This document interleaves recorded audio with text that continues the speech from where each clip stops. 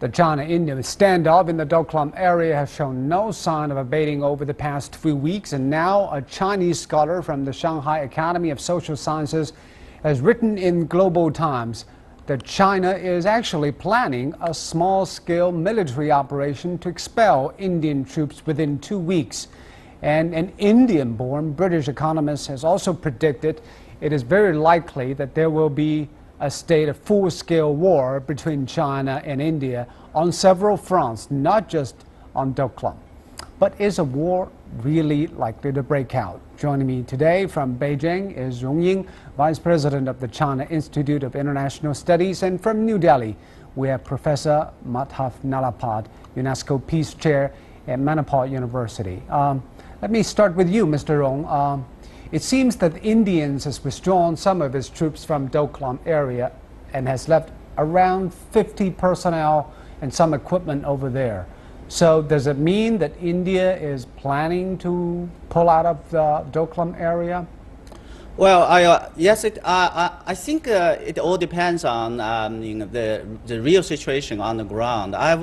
It is true, I've read some reports that on the ground, the Indian side has reduced troops on the ground. But still, I also read that on the Indian side of the boundary line, there are border deployment that has been strengthened. So it all depends on what is happening on the ground. And for the Chinese perspective, I think as long as there's one single soldier left around in the Chinese side of the boundary, the situation will not resolved. So it all depends on how the Indian side, whether it is Indian, would take the right, correct decision to defuse this issue. Mr. Nalapad, what do you make of the Indian strategy? Is it planning to pull out of China's controlled areas, or is it to stay in Doklam with minimum presence for a long time? Well, I wouldn't be able to tell you the Indian government strategy. I have no idea what the government is going to decide. But what I is in would the like best to point out interest that of India, area in your is opinion? very close to. In my opinion, the best interest of India and the best interest of China, both countries, is to ensure that the situation remains peaceful on the border and it not escalate into a conflict. Because as has been correctly said, we can start a conflict in a particular sector, but where it will spread, we do not know. We can start a conflict in the field of defense, but that is likely to go into the field of economics, business, and so many other fields. So before lighting that kind of a fire, I'm sure that the leaders of both India and China will think very, very deeply. And I, for one, have always had confidence in the leadership of China and that of India, that they are not going to light a fire over which subsequently they may not have control. But the Chinese side has been very clear. If there is one single soldier staying in the Doklam area, China cannot promise there wouldn't be military conflicts. Mr. Nalapad. Well, look, for us, the whole of Jammu and Kashmir belongs to us. And we have a lot of Chinese people there. You have a Chinese road being built there. And you have on the eastern, northeastern corner of India, you have an area which we believe is our territory. So you bring up a new frankly, dispute between China has and taken India. over and has built it. No, it's not a new dispute. It's been there. My point is very simple. India has not allowed these activities to lead to war, because we know that the consequences of the two biggest powers in Asia going to war will be much more than India and China. It will make a difference to Asia. It will make a difference to our relationship with the United States, your relationship and my relationship. Both of us will be weaker. It will make a big difference in trade. I believe Chinese companies have a $300 billion market in India. Korean companies, Japanese companies, American companies, European companies, they'd be delighted if there is a war, because that means the Chinese companies. But since you mentioned that, I was told that the BJP party in India has already raised the idea of boycotting Chinese goods because of the dispute now in Doklam. It seems that the Indians are in no mood of economic is, cooperation if the dispute is something hanging over them. Well, that is absolutely not correct. The BJP government has not passed any such policy. Individuals in the BJP may have said that, or individuals whom some people think are in the BJP may have written something. Now we find in China, whether on the internet or in India, people write all kinds of things. Like one scholar has talked about war in 2 weeks. Some other scholar in London has talked about a full-scale war.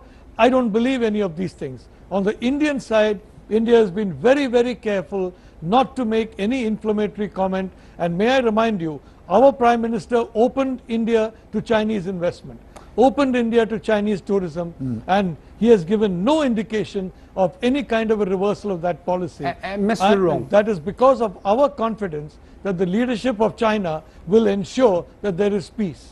And Mr. Rung, Mr. Nalapa said that he wouldn't know the authorities' calculations, but some analysts say that New Delhi is now betting on Beijing's preoccupation with preparations for the BRICS summit in Xiamen, which of course we expect Indian Prime Minister Modi to come, and also the upcoming 19 CPC's Party Congress, so that the Chinese will have their hands tied. There wouldn't be war or conflicts happening because of the dispute. What is your thinking? Well, before I answer your question, let me just come back a little bit about the issue raised by my friend, Professor Nalapa, about Kashmir. I think the issue of Kashmir is totally different from what is happening in Donglang.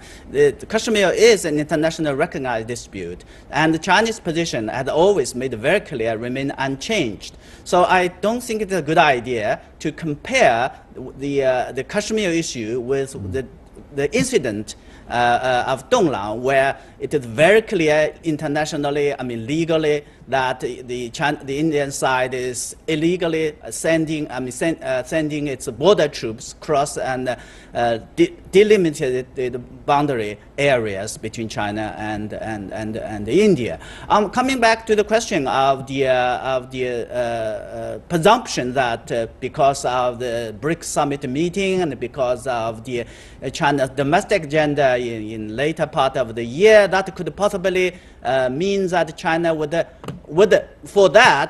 sacrifice its core interest for territorial integrity and sovereign right. I think it is totally wrong and a miscalculation.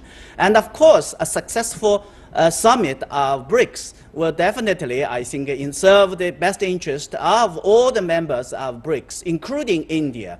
And I hope that, and I believe it is also the understanding of the Indian side that we will work together to make sure this summit successful. But for that, I think the Indian side should make the right decision and find a way, find a way right now without any hesitation, so to diffuse this, the issue. And that is, for that, I think, as my government repeatedly said, that India has to withdraw unconditionally its border troops that has been illegally trespassing China's territory. And also, Mr. Nalapa, there is a long-term concern from China. From the Chinese perspective, if a clear boundary line bound by a legal document, in Chinese opinion, are tempered with, how can we trust India if Indian troops won't go across the border anytime in the future? Well, I'd like to point out that according to our understanding, that particular area belongs to Bhutan, which is an old friend of India, and it doesn't belong to China at all. That is our understanding of that particular territory. So it's not, and so far as our understanding of Kashmir is concerned, it is 100% a part of India, and we don't recognize this so-called international dispute. And today in the United Nations, everybody yawns when the mention of Kashmir is taken up by the Pakistan side. Nobody is interested in this any longer. So we have a different perception from the Chinese side. My point is, on the South China Sea, for example, you even don't think that the Chinese has full control over Donglang area up until now. even if Putin brought that up? Well, I'd simply like to say that full control does not imply building a wall or building a road that comes right to our sensitive area. If our Chinese friends can, for example, they don't need that the road. That's a road to nowhere. So even if the Chinese side stops building that road, frankly, then the entire cause of action is over. Our problem is with the road. It's with nothing Mr. else. I want to and respond to Nalapal's concern about building the road. Is it the road leading to nowhere, or there is some practical use for China to do it? China made it very clear. Donglang is an indisputable part of China's territory. Building a road, either a road, a house, or whatever, this is purely legitimate, legal, and within the right of China. And India does not have any right to intervene, let alone military, on whatever excuse it. I want to come back to my friend's argument again on the Kashmir issues. I think it's known to everybody that UN has a resolution on the Kashmir issue and to raise to hold a plebiscite. The fact that India does not want or ignore that resolution is a different issue. But we cannot deny the fact this is an international recognized dispute, which is totally different from the issue we're talking about. Let alone South China Sea. I'm very shocked to learn that my good friend raised these issues. They are just confusing. You are making the issue more complicated, my friend. I want to talk about another topic. We're running out of time. The Indian media recently tends to blow some hot and cold on China, sometimes in a way that China finds difficult to follow. I know that at the end of July, you yourself, Mr. Nalapal, met with Wu Dunyi, the newly elected Kuomintang Nationalist Party chairman in Taiwan, the opposition party now. What is your takeaway from this meeting, and what do you think the Indian media and the political establishment's thinking about One China policy? Is there any change of tone? Well, there's no change of tone, and may I point out that whenever I go to Taipei, I meet the leaders of the DPP and the KMT, and this is not the first time I've met the incoming chairman, Mr. Wu. Mr. Ma Ying-jeou is a very old friend of mine. I have many friends in the KMT. I have many friends in the DPP, and frankly, I'm a private citizen. I have nothing to do with the government of India in any form whatsoever. But if a mountain is made of speculation, is made out of a small meeting, I can't help it. In the Indian side, I don't think anybody has reported this meeting because it's an inconsequential meeting between two old friends. But there was an Indian magazine, Indian Today, recently published a front cover showing the map of China deliberately omitting Tibet and Taiwan. So here in China, there's strong response to this kind of description about China. Well, I was told by somebody in the magazine that this was not really omitting Tibet, but it was the shape of a chicken, and it was a kind of a cartoon map of different countries. So it is not really a serious map. So again, that magazine is, people have made it very clear to me, there was no question of omitting Tibet. So far as Tibet is concerned, India has several times emphasized that Tibet is a part of China. This has been emphasized over and over and over again.